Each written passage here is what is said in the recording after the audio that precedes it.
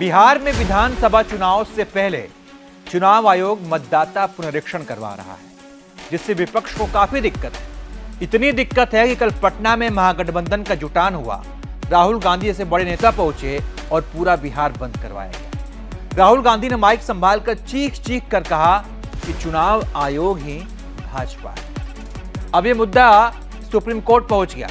अलग अलग याचिकाकर्ताओं ने याचिका लगाई है कि चुनाव आयोग बड़ी जल्दी में मतदाता पुनरीक्षण करवा रहा है। इससे कई मतदाताओं के अधिकार छिन जाएंगे, कई लोग वोट नहीं डाल पाएंगे। तो इस मामले पर जस्टिस सुधांशु धूलिया और जस्टिस जॉय माल्या बागची की बेंच ने इसकी सुनवाई की। वहीं कपिल सिब्बल जैसे बड़े नेता, बड़े वकील, अभिषेक मनु सिंघवी जैसे बड़े नेता चुनाव आयोग के खिलाफ याचिकाकर्ताओं की तरफ से पैरवी कर रहे थे। वहीं चुनाव आयोग की तरफ से वकील राकेश द्विवेदी पक्ष रख रहे थे।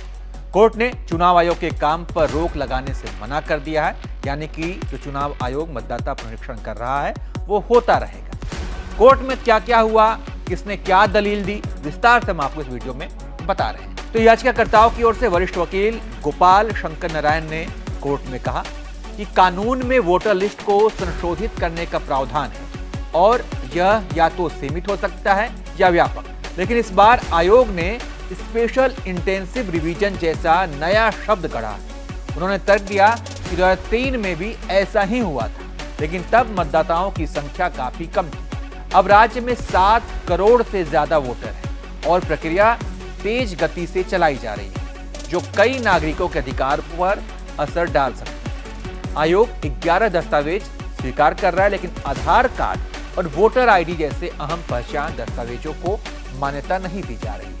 आयोग का तर्क है कि 2003 की सूची में जिनका नाम है उन्हें अपने माता पिता की दस्तावेज नहीं देने होंगे, लेकिन जो इस सूची में नहीं है उन्हें नागरिकता साबित करनी होगी। जस्टिस सुधांशु धूलिया और जस्टिस जॉय माल्या बागची ने की बेंच ने कहा कि चुनाव आयोग को यह कार्य उसकी संवैधानिक जिम्मेदारी है। आयोग को यह देखने का अधिकार है कि कोई अयोग्य व्यक्ति वोटर न बन सके। साथ ही कोर्ट ने यह भी माना कि आधार नागरिकता का प्रमाण नहीं है और मतदाता बनने के लिए नागरिकता का प्रमाण आवश्यक हो सकता है। ये चुनाव आयोग के अधिकार क्षेत्र में आता है। वरिष्ठ वकील कपिल सिब्बल ने कोर्ट में कहा कि वोटर लिस्ट में सिर्फ 3 ही लोग शामिल नहीं हो सकते: गैर नागरिक, मानसिक रूप से अक्षम और सजायाफ्ता। उन्होंने सवाल उठाया कि आखिर चुनाव आयोग नागरिकता तय करने वाला कौन होता है। उन्होंने कहा कि आयोग लोगों को नागरिक न मानने से पहले उन्हें सूचना दे और कारण बताए।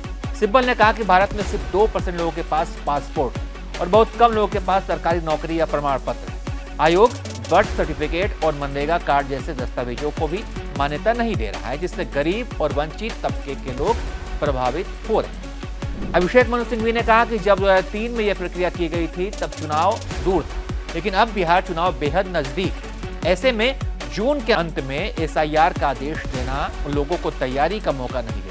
उन्होंने यह भी आशंका जताई है कि बंगाल में भी ऐसी ही प्रक्रिया लागू की जा सकती है। चुनाव आयोग की ओर से वरिष्ठ वकील राकेश द्विवेदी ने पक्ष रखा। उन्होंने कहा कि आयोग को यह शक्ति संविधान के अनुच्छेद 324 के तहत मिली। आयोग केवल अपना काम कर रहा है और यह कहना गलत है कि हम बड़े पैमाने पर नाम हटाने जा रहे हैं। अभी प्रक्रिया चल रही है। लोगों को ड्राफ्ट लिस्ट के बाद आपत्ति दर्ज करने और सुनवाई का पूरा मौका दिया जाए।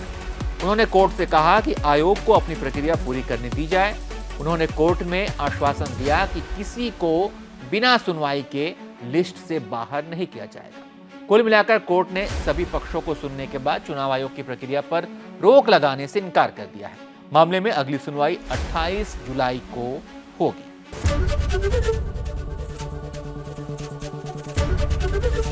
ABP गंगा, खबर आपकी, जुबान आपकी।